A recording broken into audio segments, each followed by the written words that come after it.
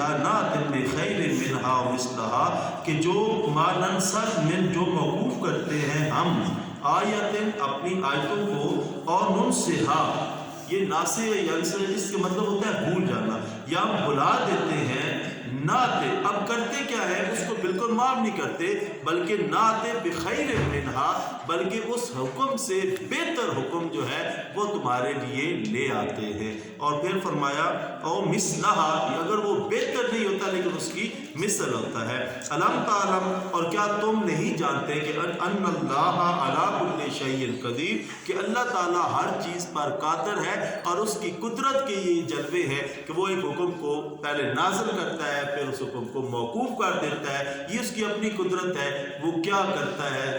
اور میں اور آپ اعتراض کرنے والے کون ہوتے ہیں علم تعلم کیا تم نے نہیں جانا کہ ان اللہ لہو ملک السماوات والارض کہ دنیا جہان کی ساری بادشاہی اللہ تعالیٰ کے لیے ہے اور یہی ہم اہل سنت والجماعت کا بھی عقیدہ ہے ہم بھی ہر چیز کے معاملے میں کارساز حقیقی اللہ کو مانتے ہیں اور ہم بھی کہتے ہیں کہ جو کچھ عطا کر سکتا ہے وہ اللہ عطا کر سکتا ہے وہی حقیقی مالک حقیقی رازق حقیقی طور پر لوگوں کو عطا کرنے والی ذات وہ رب العالمین کی ذات ہے تو پھر ہم پہ لوگ اعتراض کرتے ہیں کہ جب رب ہر چیز دیتا ہے تو پھر آپ جو ہے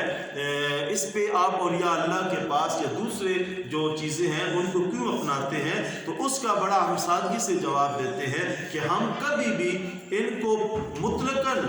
دینے والا بنا کر ہم کسی کی حضور نہیں پیش ہوئے ہم کسی سے عقیدت اس وجہ سے نہیں رکھتے کہ وہی ہمیں دے سکتا ہے ہمارا عقیدہ یہ ہے کہ ہمیں بھی اللہ جو ہے ہمیں اللہ عطا کرتا ہے اور پھر دعا کے لیے ہم کیوں اولیاء اللہ کے مزارات پہ جاتے ہیں اس کی بڑی سمپل سی جواب ہے کہ ہم بھی دعا کرتے ہیں اور وہ بھی ہمارے لیے رب سے دعا کرتے ہیں ہم بھی اپنے رب سے سوال کرتے ہیں وہ بھی ہمارے لیے اللہ سے سوال کرتے ہیں تو پھر اس میں غلط کیا ہوا وہ بھی سوال اللہ سے کرتے ہیں ہم بھی اللہ سے سوال کرتے ہیں جب ہم بھی اللہ سے سوال کرتے ہیں وہ بھی اللہ سے سوال کرتے ہیں اگر اللہ کریم کو وہ زیادہ محبوب ہوتے ہیں ان کے جو اللہ کا ان سے زیادہ ہے اور جو زیادہ محبت ہے اس محبت کی وجہ سے اللہ کے خاص قرب اور نسبت کی وجہ سے شاید اللہ تبارک و تعالی ہم سے پہلے ان کی دعاؤں کو قبول فرما لے صرف اس نقطے پر ہم اولیاء اللہ کی بارگاہ میں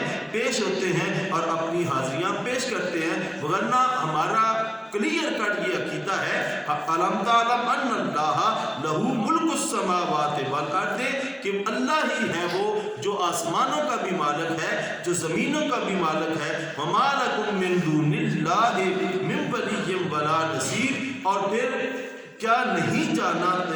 اور نہیں واسطے تمہارے سوائے اللہ تعالیٰ کے کوئی دوست اور نہ کوئی مددگار کہ اللہ کے علاوہ نہ تمہارا کوئی دوست ہے نہ کوئی مددگار ہے اور اگر کوئی یہ سمجھتا ہے کہ میں اللہ کو چھوڑ کر کسی بزرگ کے وسیلے سے جو ہے وہ تو یہ چیز جو ہے وہ شرک کے زمرے میں آتی ہے ادروائز دینے والا اللہ ہے اس چیز پر یقین رکھ کے جب آپ خود دعا کرتے ہیں یا صاحب مزار سے دعا کرواتے ہیں اللہ کریم دونوں نسبتوں سے آپ کی دعاؤں کو قبول فرماتا ہے اور پھر ام تريدون ان تسألوا رسولكم كما سئل موسى من قبل کہ یہ جو یہودی لوگ تھے ان سے بھی یہ چیز اس سے بھی مخاطب ہے اور ان کے ساتھ ساتھ ان یہودیوں مشرکین مکہ کے اندر بھی یہ عادات تھی اور پھر مسلمانوں کے اندر بھی یہ چیزیں پھیلی ہوگی کہ وہ رسول اللہ صلی اللہ علیہ وآلہ وسلم کی بارگاہ میں آتے اور بے سروپا سوال کرنا شروع کر دیتے تو ہر شخصیت کا ایک اپنا پروٹوکول ہوتا ہے اور ہر شخص سے اب 5ویں کے بچے سے آپ ایم اے والا کوشچن نہیں کر سکتے اور ایم اے والے سے آپ پرائمری کا یا نرسری کے سوال یا کے جی کے سوال نہیں کر سکتے ہر چیز کا ایک پروٹوکول ہے اور ہر چیز کا ایک زاویہ اور نقطہ نظر ہے تو ان لوگوں کو کہ تم نے بھی ان سے مخاطب کہ ان یہودیوں کی طرح جو حضرت موسیٰ علیہ السلام کے ساتھ اس طرح کے سوال کرتے بے سر و پا، جن کا نہ کچھ آگے فائدہ نہ تو پیچھے فائدہ، اور مسلمانوں تم بھی یہ خواہش کرتے ہو کہ تم بھی ان کی طرح مسلمان اللہ کے نبی سے ایسے سوال کرتے ہو، تو گویا نبی کی ذات سے ایسے بے سروپا سوالوں سے منع کیا جا رہا ہے۔ اور پھر فرمایا کہ وَمَن يَتَبَدَّلِ الْكُفْرَ بِالْإِيمَانِ، اور جو بدل دیتا ہے کفر کو ایمان کے ساتھ، فَقَدْ ضَلَّ، گویا وہ گمراہ ہو گیا، سواء السبیل، سیدھے رستے سے۔ وَدَّ کثیر من اہل الکتاب، اور پھر اہل کتاب کی ایک بڑی، اور یہ حقیقت آج بھی موجود ہے، یہ اس وقت بھی تھی، جو بھی اسلام قبول کرتا مومن اور مسلمان ہو جاتا، کفار کی اور یہود کی یہ خواہش ہوتی کہ کسی طرح یہ اسلام سے ہٹ جائے تاکہ اسلام زور نہ پکڑے، کیونکہ جتنے لوگ اسلام میں شامل ہو رہے تھے اور رسول اللہ صلی اللہ علیہ وآلہ وسلم کے جھنڈے تلے اکٹھے ہو رہے تھے، تو ان سارے لوگوں کا اور ان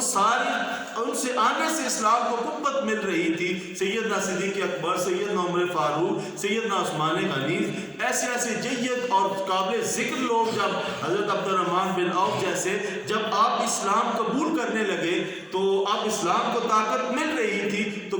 مشرکین جو تھے ان کی یہ خواہش تھی کہ کسی طرح کیا کریں وہ، کہ وہ ودّ